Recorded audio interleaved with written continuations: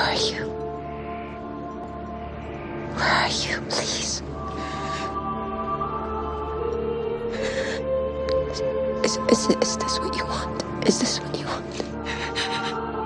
You want me to burn without being confessed?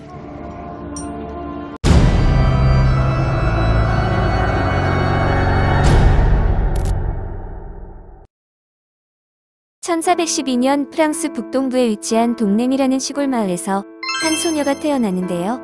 이 소녀의 이름은 잔다르크라고 합니다. 잔다르크는 읽거나 쓰는 법을 배우지 못했다고 하는데요.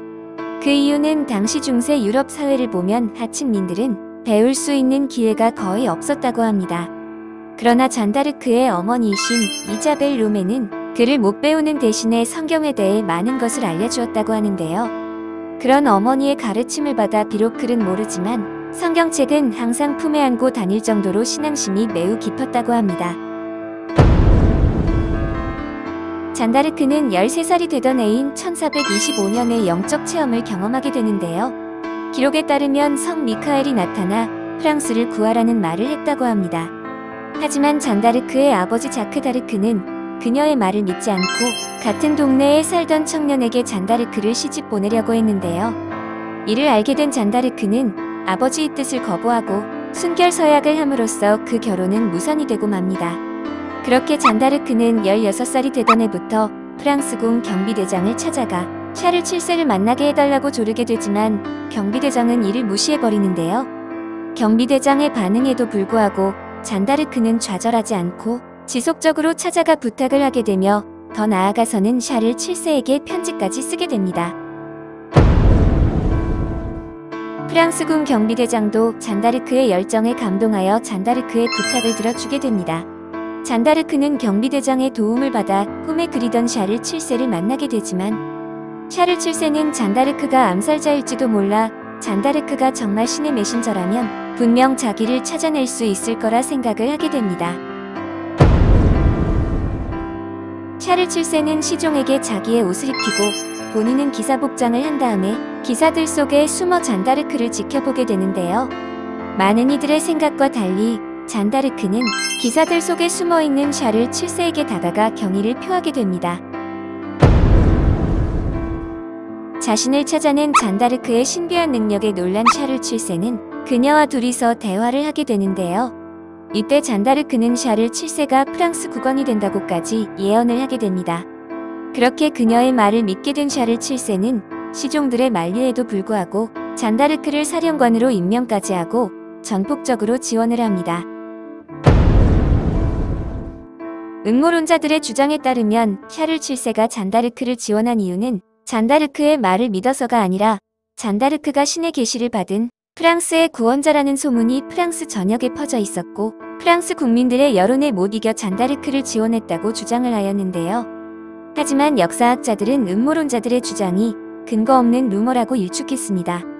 그 당시 프랑스 왕실은 붕괴 직전이었고 기록에도 나와 있듯이 잔다르크의 신비한 능력에 샤를 7세와 다른 왕족들은 잔다르크가 유일한 희망으로 보였기 때문에 전폭적으로 지지한 것이라고 반박하였습니다.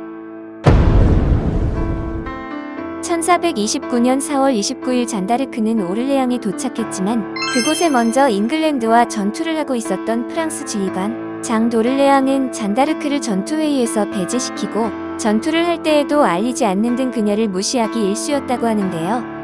하지만 잔다르크는 이에 굴복하지 않고 어떻게 해서든 전투회의에 참가하고 전투에 나가려고 노력을 했다고 합니다.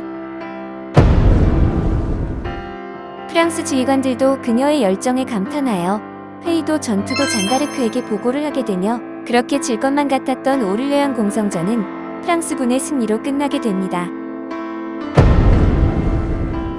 잔다르크의 명성은 하늘 높이 치솟게 되는데요. 프랑스 전역에서는 그녀를 프랑스의 영웅이라고 부르게 됩니다.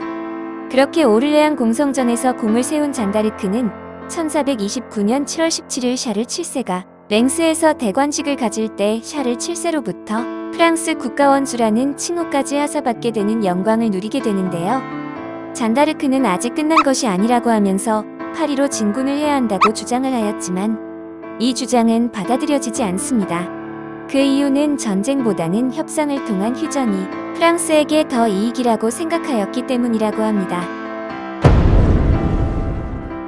잔다르크는 프랑스 왕실과 잉글랜드가 협상을 하는 동안에 자신의 군대를 이끌고 미처 방문하지 못한 도시를 돌면서 잉글랜드군을 몰아내는 일을 하게 되지만 오를레앙 공성 전처럼 프랑스 왕실의 지원은 없었는데요. 이때 잔다르크는 콩피에뉴에서 도착한 편지를 받게 됩니다. 그 편지에는 프랑스군이 잉글랜드군에게 포위되었다는 내용의 편지였는데요. 잔다르크는 부관을 통해 편지에 대한 내용을 다 듣고 나서 군대를 이끌고 콩피에뉴에 가게 됩니다. 잔다르크는 콩피에뉴에서 잉글랜드군과 격전을 벌이다가 잉글랜드군의 추가 병력에 의해 후퇴를 하다가 포로로 잡히게 되는데요. 잔다르크가 포로가 되었다는 사실이 프랑스 왕실에도 전달이 되지만 프랑스 왕실에서는 억류된 잔다르크를 구하려고 하지 않아 잔다르크와 함께 싸웠던 지휘관들과 프랑스 국민들의 비난을 사게 됩니다. 자국인 프랑스에게 버려진 잔다르크는 잉글랜드에서 마녀 재판을 받게 됩니다. 사실 그 재판은 정치적인 이유로 열린 재판이었는데요. 프랑스 왕이 계승권을 놓고 이루어진 전쟁에서 잔다르크가 등장함으로써 샤를 7세의 경쟁자인 헨리 6세가 왕위 계승을 못하게 되자 열린 재판이었습니다. 1431년 1월 9일 잉글랜드의 점령 지역인 루앙에서 잔다르크에 대한 마녀 재판이 열리게 되는데요. 잔다르크에게 불리한 조건에서 열린 재판이었으며 잔다르크의 주장은 전혀 받아들여지지 않게 됩니다. 그렇게 수차례 이루어진 재판 속에 정신적으로 쇠약해진 잔다르크는 마녀라는 걸 인정하면 살려주겠다는 재판관의 말을 믿고 사인을 하게 되지만 결국 화형을 선고받게 됩니다. 그리하여 1431년 5월 30일 잉글랜드 루앙에서 화형에 처해짐으로써 짧은 인생을 마감하게 되는데요. 이때 잔다르크의 나이는 19살이었으며 만으로 17살이었습니다. 그렇게 프랑스의 구원자인 잔다르크가 정치적인 야욕에 의해 마녀로 몰려 사망했지만 25년이 지난 1456년 교황 갈리스토 3세는 잔다르크에게 무죄 판결을 내리게 됩니다. 이렇게 정치적인 욕심에 의해 마녀로 몰려 사망한 잔다르크는 다시 성인으로 인정받지만 그녀가 겪어야 했던 고문과 정신적인 고통은 후세에게도 전해져 많은 이들의 안타까움을 자아냈습니다.